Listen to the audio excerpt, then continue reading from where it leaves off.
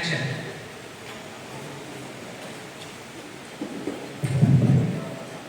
Ya, masuk silakan. Tambah lagi boleh kali ya?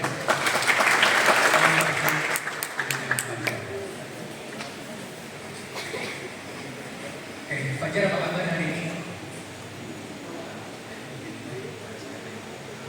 Bahasa Indonesia. Baik mas. Oke, mungkin sebelum kita mulai, nama saya Indra dari Tim Komunikasi. Ini ada bagian dari Tim People and Culture. Hari ini kita akan ngobrol-ngobrol mengenai kegiatan bisa dibangun di Indonesia. Mungkin sebelumnya boleh sedikit perkenalan dulu. Fajar itu siapa? Mungkin sedikit tentang pendidikan, apa yang dilakukan, hobi, mungkin silakan perkenalan. Baik, selamat pagi,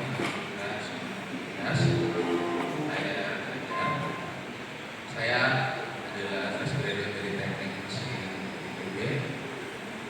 Kemudian saya sendiri adalah selain daripada seorang engineer, saya melihat diri saya sebagai orang yang senang bercerita, sehingga saya banyak menggunakan skill saya ini untuk mengkomunikasikan pengetahuan dan kemampuan saya di bidang teknikal.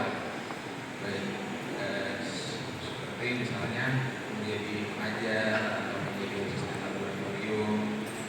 Kemudian untuk pengalaman saya sendiri, saya banyak berkecimpung, dia balik lagi karena latar pendidikan saya banyak berkecimpung di bidang teknikal juga, mulai dari engineer lapangan sampai planner di Jakarta juga.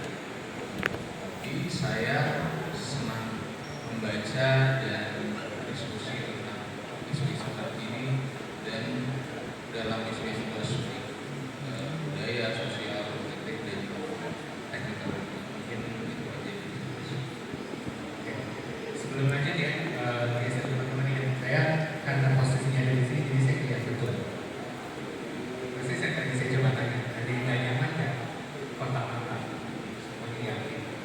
Fajar tuh dari tadi menyambingnya adalah cuma sini sama sini. Fajar tuh nggak melihatkan saya sama Mbak Tia sebenarnya. Mungkin itu unconsciously, tapi itu Fajar lakukan sehingga apalagi soalnya bergerak-gerak Fajar. Jadi kita tuh mau, bahkan saya mencoba mengengage ke Fajar ini agak sulit karena Fajar nggak melihatkan kita. Jadi untuk next question kita coba ya supaya bisa lebih mantap. Oke? Kadang-kadang tuh gini, melakukan sesuatu yang kita sangat tidak nyaman yang menegakkan. Mulai always itu adalah saya tanya sama diri sendiri, what's the worst thing that can happen? Gak dapat kerjanya, besok mati. Ini sih, karena what's the worst thing that can happen? Insya Allah teman-teman saya yakin punya kapabilitas yang sangat tinggi, punya semangat yang sangat tinggi. You fail at one, you try another two. Fail at two, you try another five. Right? What's the worst thing that can happen? Okay? Kita nggak tiba-tiba pulang saja saya gebukin gitu nggak kan? Aman ya? Oke. Ya, sebelum mulai dulu pertanyaan pertama. Fajar, apakah bisa diceritakan pengalaman yang kamu miliki sebelumnya di mana kamu mengerjakan suatu hal yang tidak sesuai dengan rencana sebelumnya? Baik, kebetulan termasuk pertanyaan berjelas. Kebetulan untuk topik tersebut saya baru saja mengalaminya dalam sebuah kegiatan laboratorium yang kami melaksanakan sebuah modul yang menggunakan sebuah alat khusus. Akan tetapi pada kenyataannya ternyata alat tersebut tidak bisa dipesan mengikuti dengan timeline praktik yang ada, sehingga kami memutuskan untuk pertama banyak melakukan riset, banyak membaca tentang alternatif apa yang mungkin dipakai untuk mengganti alat tersebut, dan ternyata kami menemukan alternatif sehingga kami mengambil alternatif tersebut, dan kami melakukan riset lebih lanjut tentang bagaimana cara menggunakan alat tersebut, bagaimana cara memastikan bahwa kami bisa menyampaikan penggunaan alat tersebut kepada para praktikan, bagaimana cara memastikan bahwa praktikan mengerti essence dari kegiatan praktikum walaupun menggunakan alat yang berbeda. Dan alhamdulillah setelah melaksanakan hal tersebut ternyata praktikum ini bisa berjalan lancar, dan pesan atau pelajaran yang kami sampaikan pada praktikum itu bisa tersampaikan dengan baik.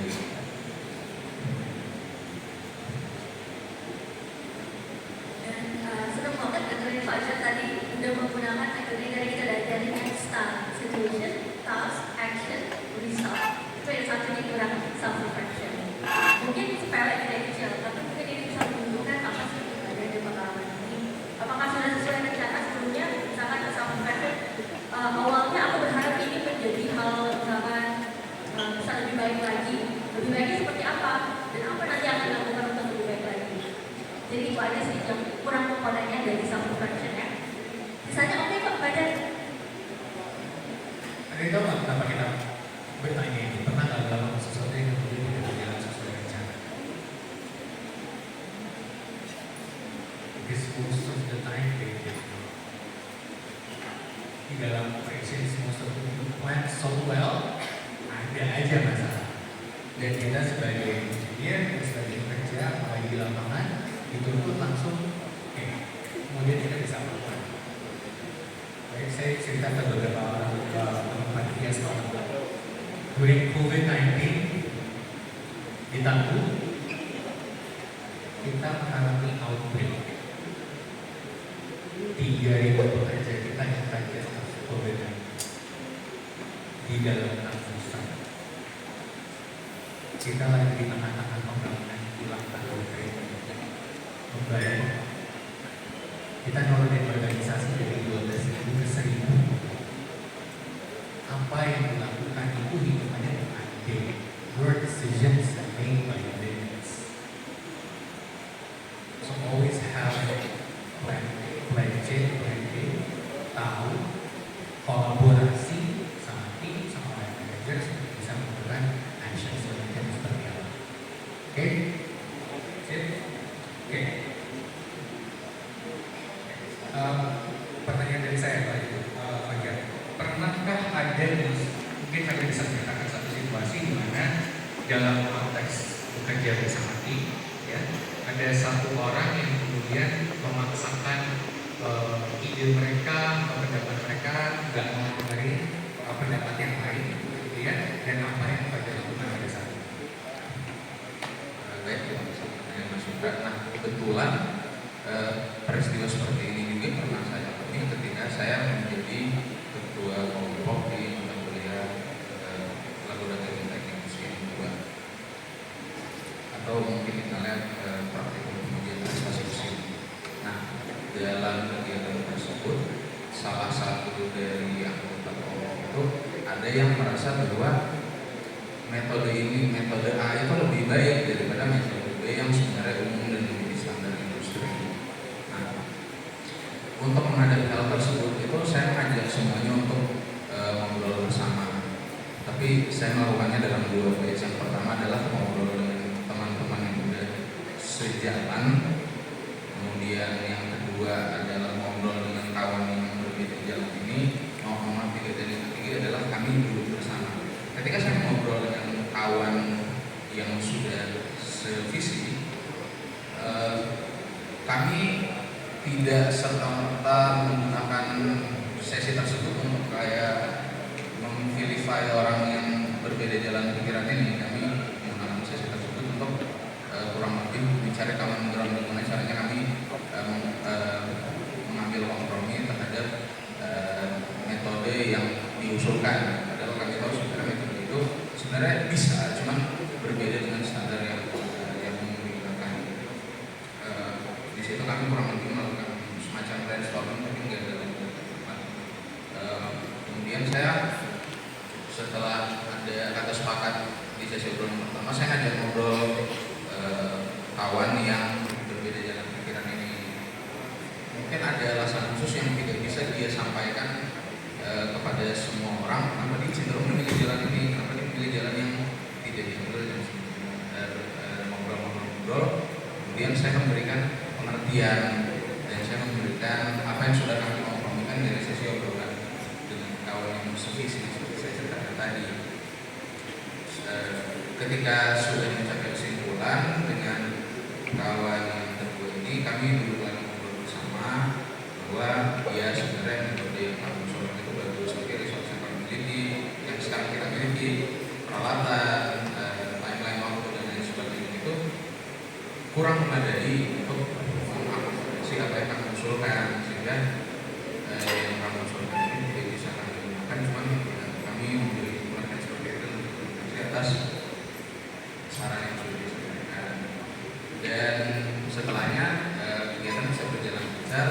Kemudian mungkin dari proses itu yang saya dapatkan bahwa dalam mencari common ground itu tidak selamanya kompromi, itu tidak selamanya kita harus mengakomodasi semua pihak, tapi at least dalam pertemuan itu kita harus memberikan pengertian tersebut agar akhirnya tetap baik dan kegiatan dan outcome yang ingin kita capai bisa tetap tercapai.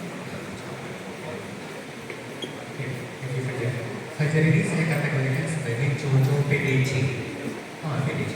Pancing dikit curhat. Macam apa jawabannya barusan?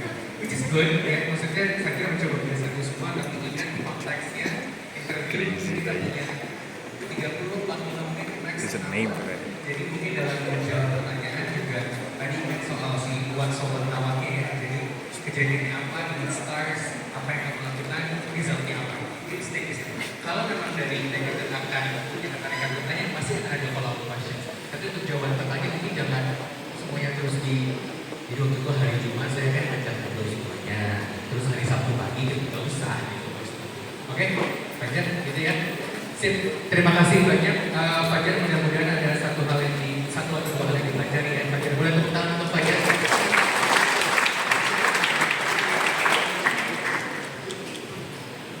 Berikutnya, begini, mock-up interview ini kita ambil dari pertanyaan-pertanyaan yang sifatnya masuk ke core values-nya ya. Jadi karena kami juga bukan dari technical, jadi pertanyaannya juga mungkin bukan disuruh ngejelasin proses ya, karena itu mungkin di technical interview gitu. Tapi ini tuh lebih kepada value-nya teman-teman yang kita lihat bisa sesuai dengan core value-nya di people. Tadi teman-teman melihat pertanyaan kedua misalnya, it's about issue resolution, bagaimana bisa bekerja sama, kolaborasi sama tim, bisa menyelesaikan masalah.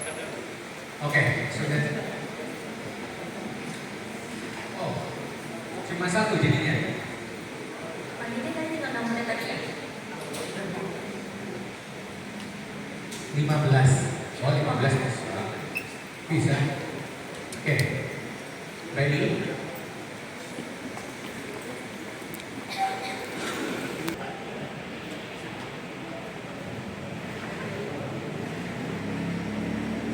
Oke, mau ke topik itu ya.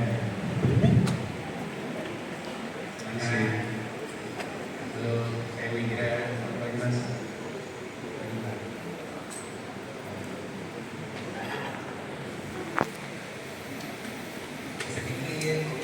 sedikit penjelasan mengenai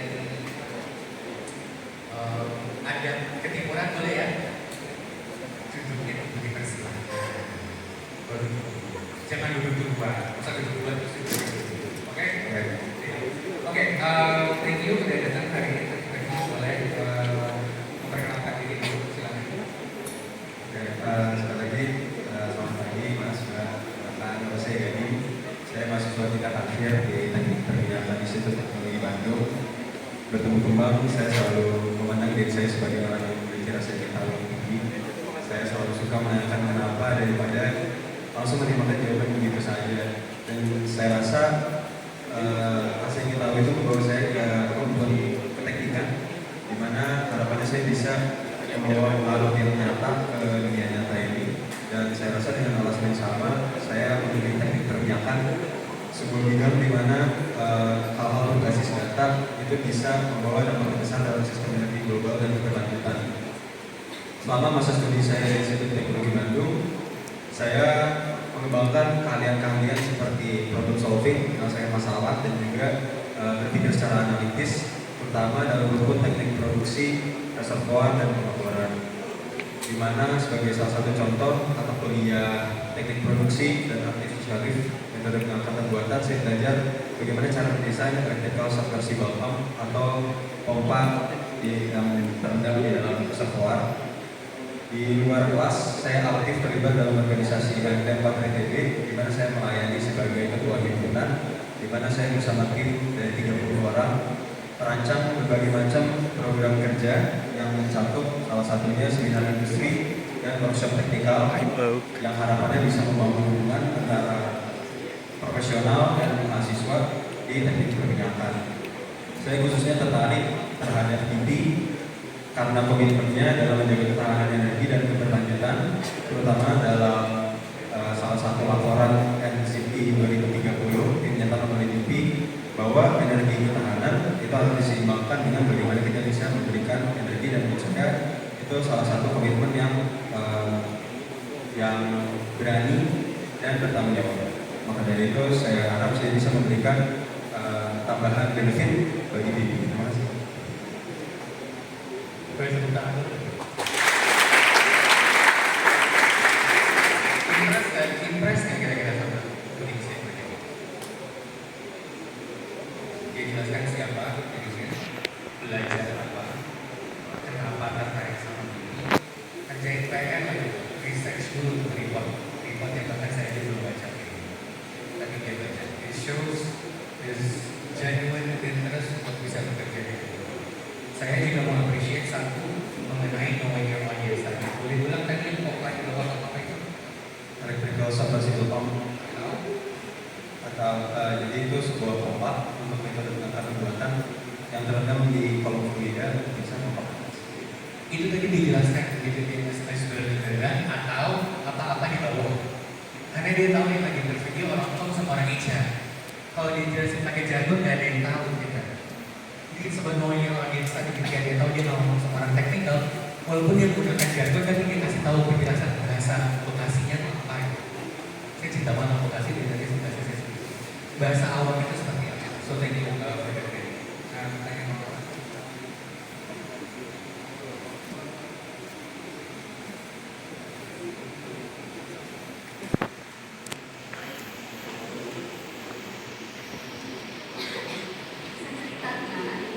Ketika kamu bekerja bersama orang lain dan coba memahami sudut pandang orang lain, belum akhirnya melakukan sebuah tulis. Terima kasih Matias atas pertanyaannya. Mungkin saya bisa recall pengalaman saya menjadi ketua himpunan di Universitas Pantai ITB, di mana di situ saya terlibat dengan berbagai elemen dan komponen dalam organisasi, terutama untuk 1 tahun lamanya kepengurusan.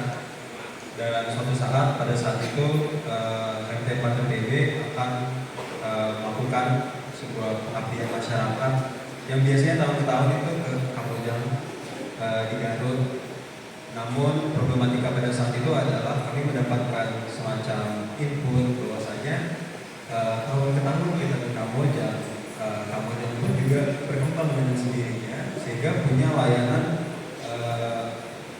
layanan untuk hotel dan lain sebagainya. Kenapa?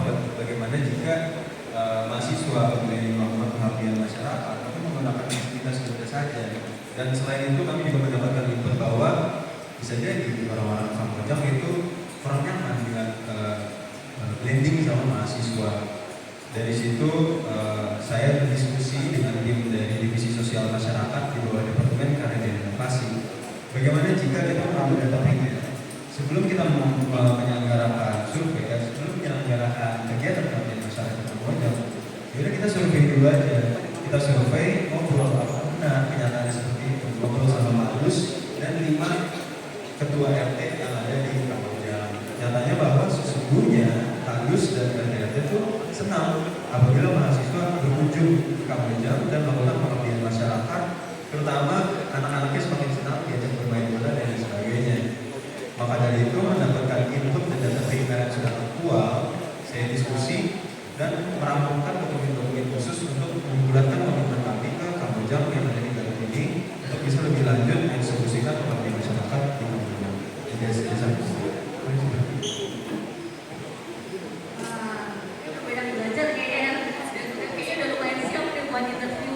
Aku appreciate banget sih dari jawabannya. Memang sudah memberikan konten untuk jelas gitu ya. Dan balik lagi tadi dari pemilihan kata-kata yang biasa juga bagus ya.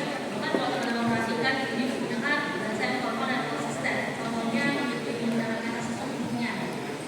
Simple itu ada semacam itu diungkapkan. Berarti kan menunjukkan oh saya audiensnya adalah orang yang formal atau konteksnya audiensnya formal gitu. Dia akan terus konsisten menggunakan diksi yang formal. Which is good.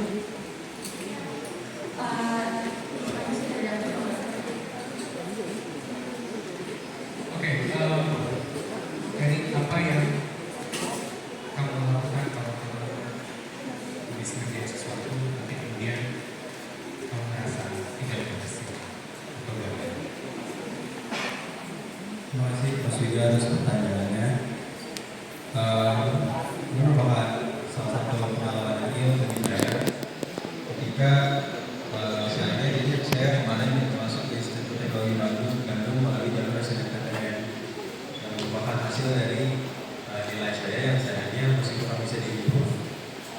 pada saat itu pengumuman SNMPTN keluar dan saya tidak bisa lanjut.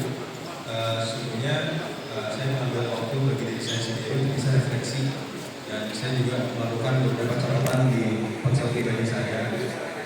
Bagaimana perasaan saya, karena sesungguhnya menurut saya ketika kita bisa menyadari dan mengetahui perasaan itu, saya bisa merasa lebih tenang. Dan dari situ cukup 1 hari kemudian saya langsung melakukan langkah-langkah strategis untuk bisa tembus melalui SBMPTN. Jadi karena itu salah satu seleksi selanjutnya, saya waktu itu sempat ikut salah satu bimbingan khusus untuk pelajaran-pelajaran, dan saya melakukan planning dan strategi khusus untuk bisa menyelesaikan kendala dan keresahan hati saya untuk bisa masuk ke Institut Teknologi Bandung. Jadi bagi saya, ketika saya memang sudah pengen sulit dan berkomitmen untuk masuk, ya menurut saya visi saya harus di sini terus. Saya pasang tujuan harus berpati-pati terus, whatever it takes untuk bisa ya masuk ke Institut Teknologi Bandung. Dan akhirnya saya dapat kesempatan untuk bisa belajar di teknik perminyakan dan di hadapan mahasiswa yang berkemudian.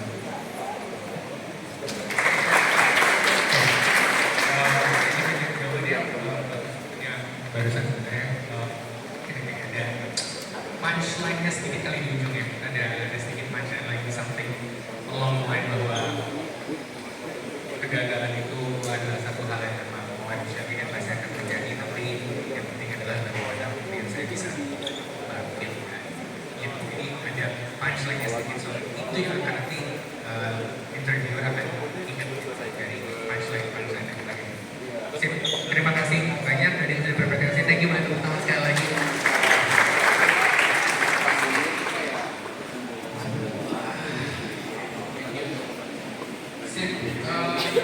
Kayaknya kita habis berarti ya. Boleh disudahi saja, mungkin sedikit terakhir pesan dari saya bahwa dari kami lah. Tadi di awal saya bilang bahwa production sharing kontrak kamu itu ada sampai tahun 2050. Kami masih membutuhkan teman-teman untuk menjadi future energy leader buat Indonesia. Jadi saya harap dalam beberapa waktu ke depan saya bisa melihat teman-teman menggunakan baju dengan bendera Indonesia di kiri dan logo Tambora lagi di sebelah kanan. Terima kasih banyak atas waktu yang diberikan. Assalamualaikum.